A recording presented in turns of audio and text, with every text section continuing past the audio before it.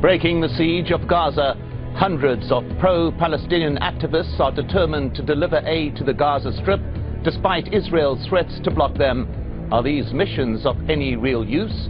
And what would it take to end Israel's 3-year blockade of Gaza? This is Inside Story.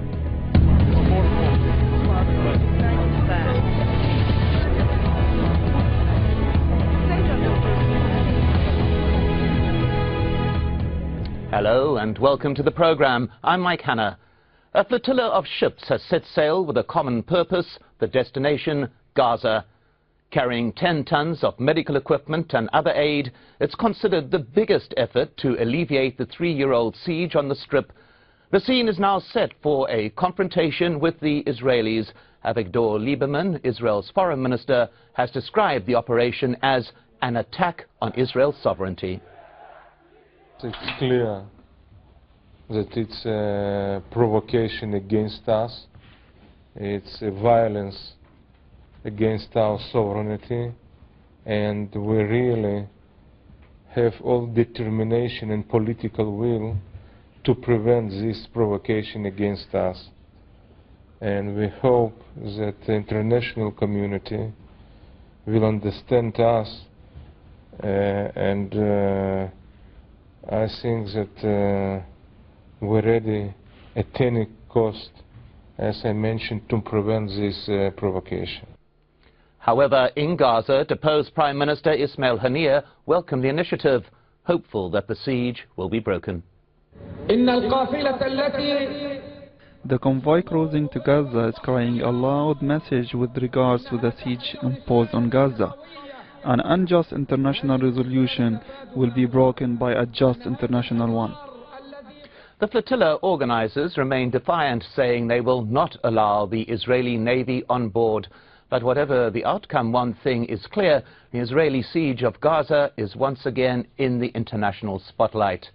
This mission is part of a global international solidarity movement and one tactic of many to confront, to challenge Israel's occupation and to dismantle it, to stop its daily reproduction. And another aspect of that is the boycott, divestment and sanctions campaign, which we fully support.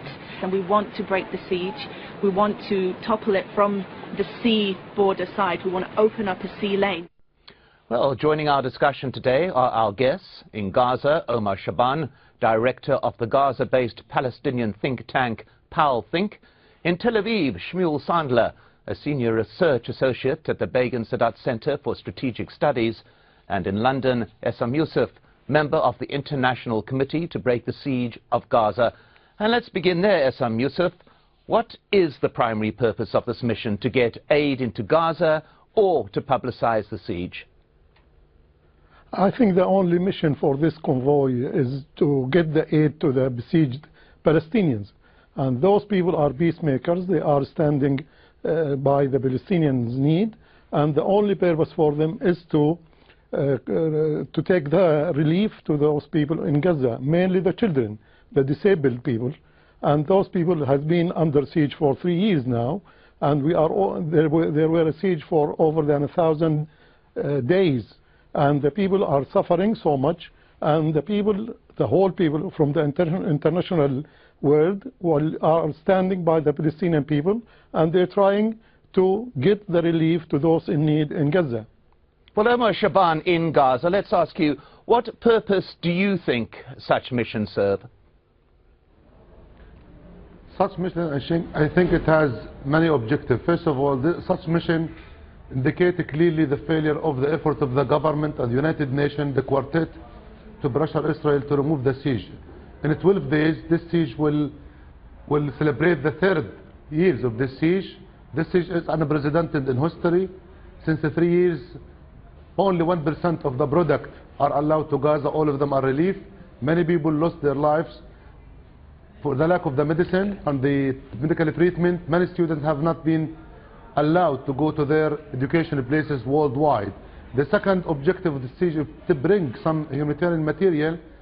I don't think that this is a big thing, because whatever this shipment can carry, it wouldn't meet the minimum basic needs of the Palestinian people. The third objective of such mission is to bring the siege again onto the spot we witnessed in the past year, the siege on Gaza, the attention of the international community, the media, the government have been less than before. So this shipment will bring this issue again to the media, hoping the government, the United States, the United Nations will take more serious step towards removing this siege which was imposed in Gaza 3 years ago. Shmuel Sandler in Tel Aviv, do you think that this operation serves any real purpose? Yes, it has a purpose, a clear purpose. It's a provocation. It's a media provocation, which I think is ultimately just not going to, except some media coverage, it's not going to go far. It's not going to help the people of Gaza. The people of Gaza are occupied by Hamas. It's not the first time. It's a history of occupation. Started with the Ottomans, then the Brits, then the Egyptians, then us, and then PLO, and now it's Hamas. It's a tragedy, and this is not going to help them. Because as my colleagues here from Gaza and London said, 10 tons is not going to be the help. And we have shipped over the last year almost 1 million tons of humanitarian supplies there. The problem of Gaza is not humanitarian supply. The problem of Gaza is to get rid of the Hamas and start negotiating a peaceful arrangement with Israel, just as their brothers in the West Bank are doing. Omar Shaban in Gaza, what do you think of that statement that the problem in Gaza is not one of humanitarian aid? I agree with my colleague in Tel Aviv, although from different perspective. Of course, the issue in Gaza is not humanitarian, it's a political thing. Gaza people are part of the Palestinian territory. Gaza people are looking for political ambitions. We want to get liberated from the occupation. The second point, which was mentioned by Avigdor Lieberman, the foreign minister of Israel, he considered this shipment is attack against Israel, which means indirectly that Israel is still occupying Gaza. Gaza is still occupied by Israel according to international law, which means that Israel is still responsible for the welfare system of the Palestinian. Israel controls the air, the land, and the sea. When Palestinian people voted for Hamas in 2006, they voted for Hamas to get a change and to have better life. Gaza is not Hamas, Hamas is not Gaza, and Hamas won the election in a democratic process that everybody certified. I'm not a friend of Hamas, I'm not defending Hamas, but I'm defending the right of those people who are elected democratically to be given the opportunity to rule. Now 1.5 million